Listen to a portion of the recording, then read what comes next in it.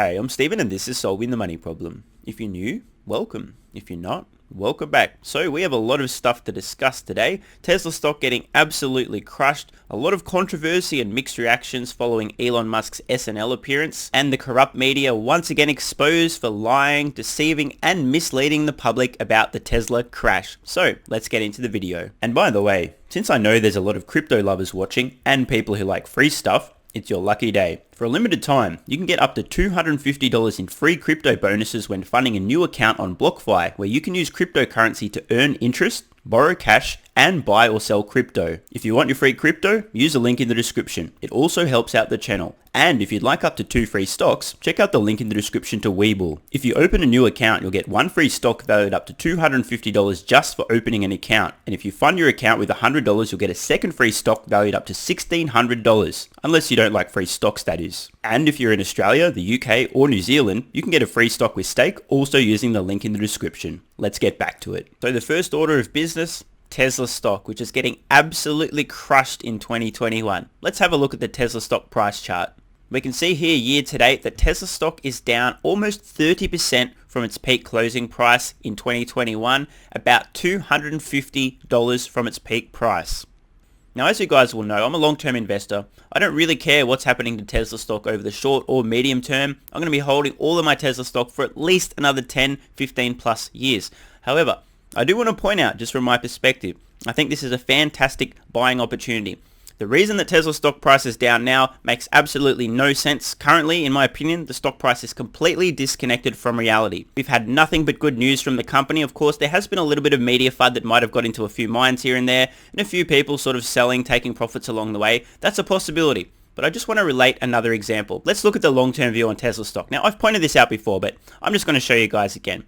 Tesla stock, for a period of about 5 years, despite the fact that the company was growing deliveries, revenue, etc. exponentially, following along their plan and executing brilliantly, for a period of 5 years, Tesla stock traded sideways. There were literally points in 2019 where you could buy Tesla stock less than it was in 2014, 5 years earlier. And the reason I'm giving you guys this example is just to illustrate a point.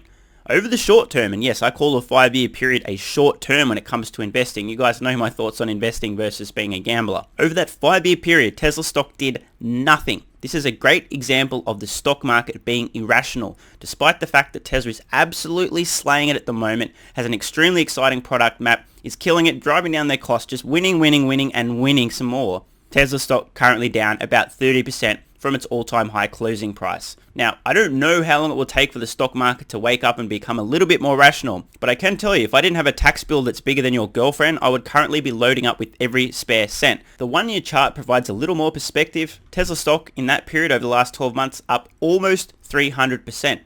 However, there was a period of time where you could have said that Tesla stock was up about 450% over that same period. A little bit of consolidation here. I don't know how long this lasts, of course, but as I said, I personally think this is a fantastic buying opportunity. We're on the cusp of robo-taxis. Tesla's got Berlin and Austin that will begin deliveries later this year as well. So many positive catalysts. It's unbelievable. Of course, this isn't investment advice. Just one guy sharing his thoughts. But I mean, dude, this is a gift from the investing gods, aka the flying spaghetti monster. And now on to the next order of business. The corrupt media, the fake news spreading lies and disinformation about Tesla. What a surprise.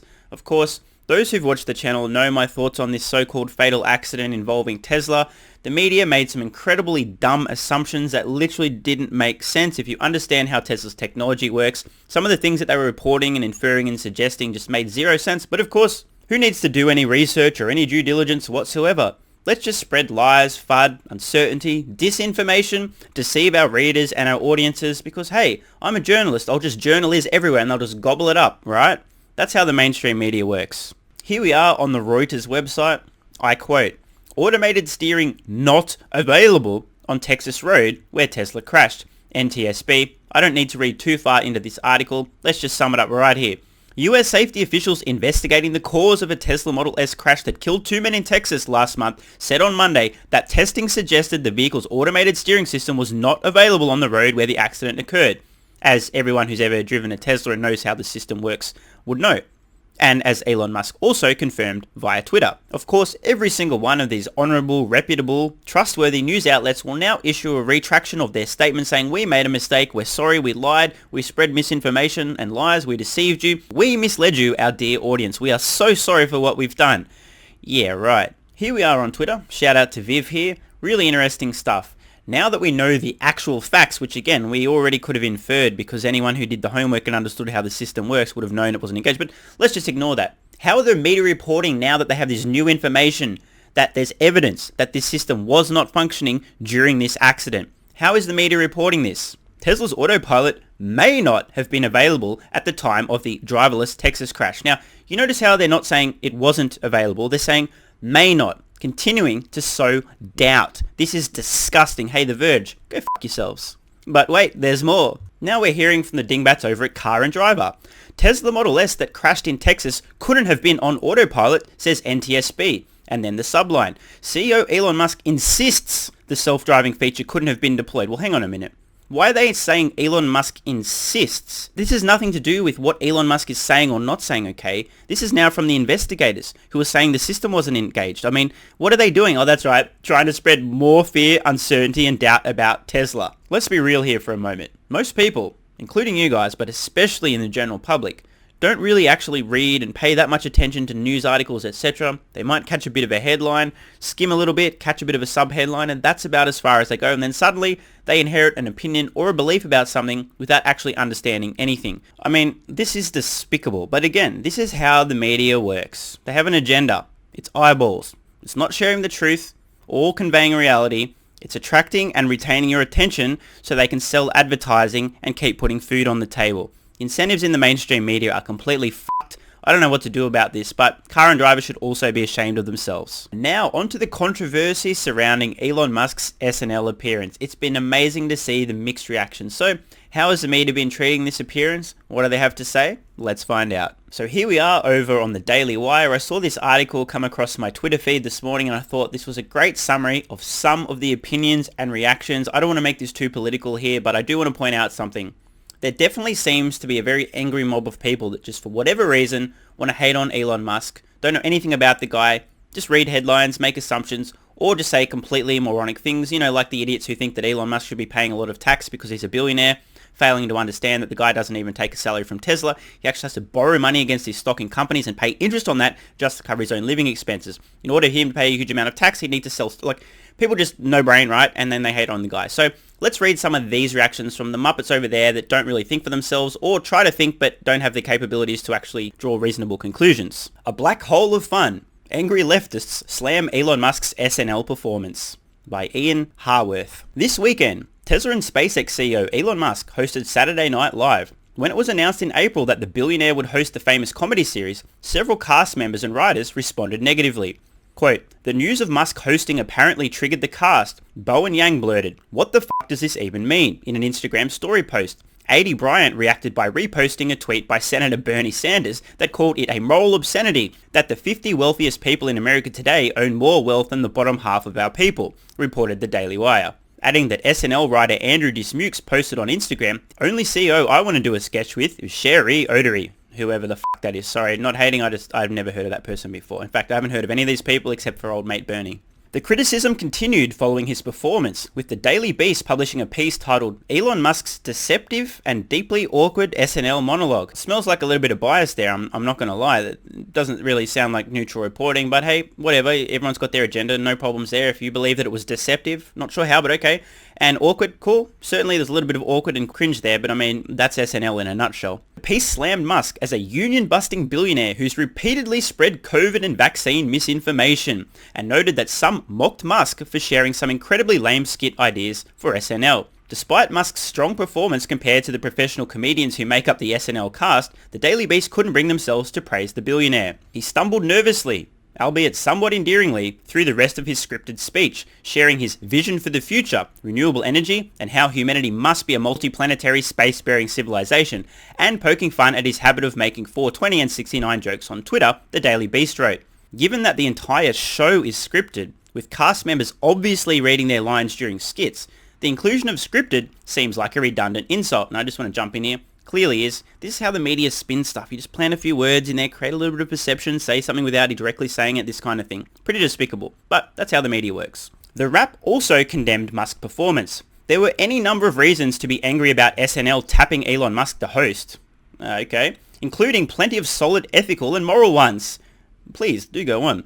Like the time he mocked people's gender pronouns. By the way, I just want to jump in here. Elon Musk has never mocked gender pronouns. He has pointed out a statement of fact that it is an absolute aesthetic nightmare to have 659,000 different gender pronouns. If anyone's ever coded a website and done a drop-down box for gender, male, female, you can understand where I'm coming from. It is an aesthetic nightmare. That was Elon's point, of course. A lot of sensitive snowflakes assumed and misinterpreted his comments as being hateful towards the trans community. Elon Musk said something that was a reasonable statement. People then inferred and added extra meaning where there was none and assumed somehow he was hateful towards this group of people. Clearly not. This was a major misunderstanding, and of course now there's a gigantic angry mob of people who feel that Elon Musk hates trans people. They read one or two headlines and this misinformation is continuously being propagated once again. In Elon's own words, I absolutely support trans, but these pronouns are an aesthetic nightmare. This is a fair statement. Again, a lot of people get triggered, a lot of the woke mob just going after the guy, but this is a fair thing to say. He wasn't saying I don't like trans people. He wasn't saying I hate trans people. He wasn't saying you shouldn't be trans. He was literally saying a reasonable thing. Having all these different pronouns is an aesthetic nightmare. This is a fair thing to say. Oh, and very proud to have scored 100 out of 100 for the 4th year in a row in LGBTQ equality. Thanks to everyone at Tesla for making LGBTQ inclusion an important part of our culture. Let's think about this for a moment, honestly. Do you really think that one of the companies run by Elon Musk, if he hated trans people, would really be getting perfect scores for almost half a decade in a row in this era? Like, honestly, I mean, it's just insane. But again, the woke mob, cancel culture, brain dead idiots, virtue signaling morons who just want to go after somebody and attack because they hate their own lives, they've got no value to add to society, so they just want to take other people down and feel like they're doing something good and meaningful. Misdirected attention. I'm sure some of these people mean well, but hey, you're going to go after somebody and attack them and then propagate these lies and misinformation, drag down their character and tarnish their reputation. It's not cool. If you don't have any reasonable grounds for doing so, it's just not cool. Let's read on. All the time that he publicly threatened labor organizers at Tesla, or any of the other reasons the outlet reported. But on top of those things, there was another big reason that you might think would be important to the powers that be at SNL. Their review continued. Elon Musk isn't funny or entertaining in the least. Obviously, just a matter of opinion. I personally think Elon's hilarious on Twitter, not so much on SNL, but I will add, I've never really watched an SNL skit that I thought was funny.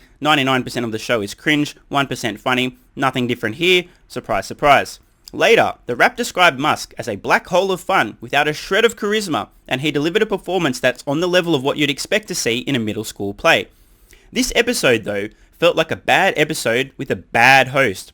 Aside from that amusing digital short, there wasn't a lot of good material here. I'm going to have to jump in here. Look, let's be honest, I didn't think this was very funny either, but that sums up SNL in general. I think there's been about 3 funny skits in the entire history of the show, in my opinion. It's my dick in a box, my dick in a box, babe. Elon Musk literally, in his opening monologue, promised there'd be plenty of cringe, and the show delivered. So I'm not sure why they're pointing this out. This is a reasonable statement, but it's got nothing to do with Elon. This is just SNL in a nutshell.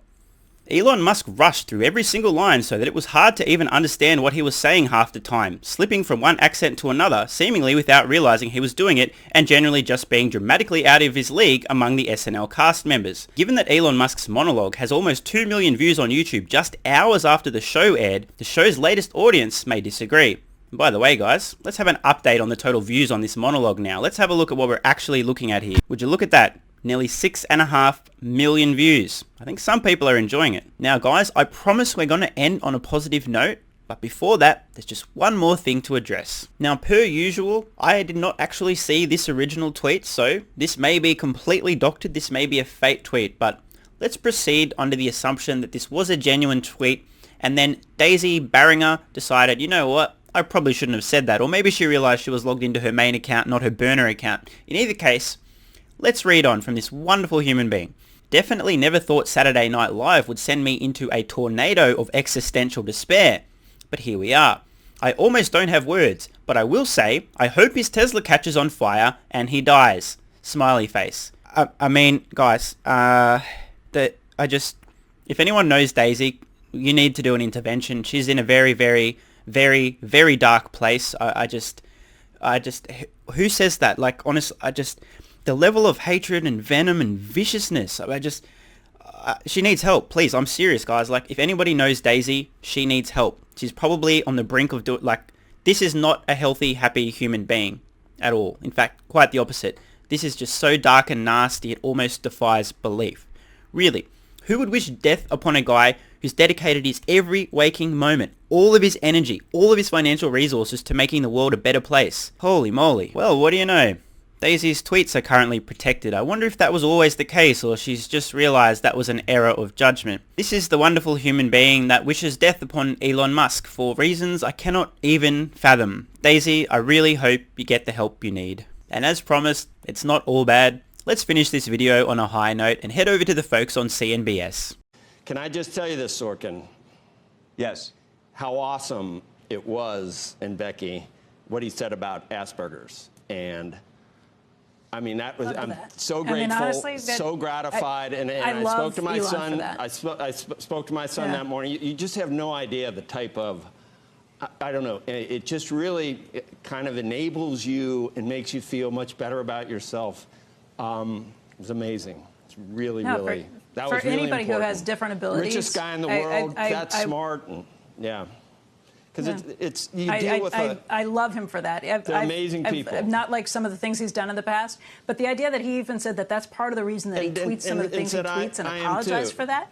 Right. I'm like, okay, I get it. I know. You know, and I'm just, because it's difficult. But they're so gifted.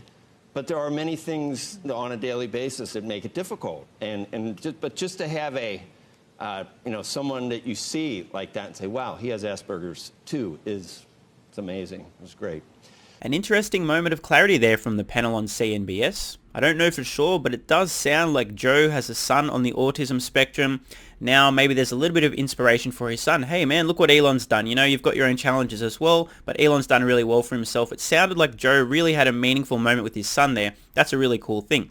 In the past, the entire panel has hated on Elon and Tesla, been really, really harsh on the company. Something flipped around 6 or 9 months ago. Suddenly they became a little bit more bullish on the company. Maybe had something to do with the stock 10xing over a few months. I don't know, something along those lines. But it's good to see that these guys and girls are now going, oh, you know what? Let's not be so harsh on this guy. He's a little bit different. We now understand why he says and does things sometimes that we don't understand or don't agree with. And I don't want to be too harsh on these guys, but let's be real. It shouldn't have mattered whether or not Elon said, I have Asperger's, I'm on the autism spectrum or not, should it? You should treat people with empathy and kindness and compassion irrespective of whether or not they've got a label or otherwise. Just be a nice person to other people. Pretty simple. So I don't want to be too harsh here, but we do have to be real. These guys have been unreasonably harsh on Elon Musk in the past, and they shouldn't have, and now they're probably feeling a little bit bad about being such douche lords. And I'm not specifically talking about Becky or Joe, I'm talking about the mainstream media in general. I think this is going to cause a shift in perception overall towards Elon and Tesla. A lot of people now, oh, okay, that's why. I understand a little bit more now. Like I said, it shouldn't be necessary. You should always just treat people with kindness and compassion, empathy, come from a place of love, give people the benefit of the doubt, don't assume they have poor intentions, try to understand where they're coming from, don't prejudge, don't assume, etc. But it is human nature to do that. So it's good to see now that there's a little bit of discussion in the mainstream media. It's like, oh, okay, that explains a few things. Maybe we were a little bit harsh on the guy. Hopefully, and hope is not a strategy, I admit, but hopefully this is going to be a positive thing for Tesla, SpaceX, and Elon Musk over the longer term, helping to shift perceptions and explain a little bit more about why Elon is Elon. Hope you guys have enjoyed this video, and glad to finish on a positive note. Let me know in the comments below. You think Elon's SNL appearance and his disclosure of having Asperger's, aka being on the autism spectrum, will eventually cause less people to be assholes towards Elon, Tesla, and SpaceX? Let me know in the comments below. I'm Stephen Mark Ryan. This is Solving the Money Problem, and I love you all. And don't forget, if you'd like up to $250 in free crypto bonuses with BlockFi, use the link in the description. You can also get 2 free stocks with WeBull and a free stock with Stake, also linked in the description. Thanks so much for watching. Let me know your thoughts in the comments below. And of course, if you have any ideas for future videos, let me know. I read all your comments. P.S. If you're still watching, you're awesome. If you'd like early access, exclusive videos, regular Q&As, our private Discord server and more, consider supporting the channel at patreon.com/solvingthemoneyproblem so I can keep creating content for you guys. There's a link in the description. You can now also become a member of the channel for some exclusive perks. To learn more, click the join button next to subscribe. And don't forget to check out our merch store. Either way, the best form of support is you being here and watching, so thanks again.